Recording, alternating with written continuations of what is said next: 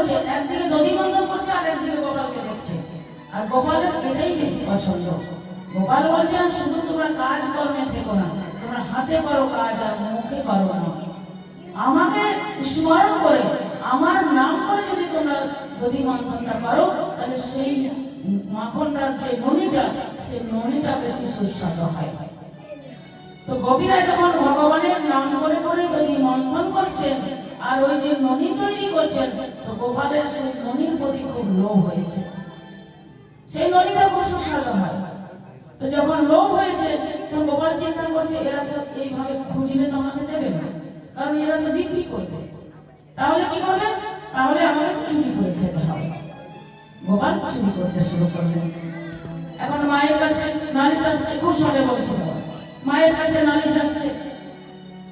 মা দেখছেন যে বললেন যে দেখো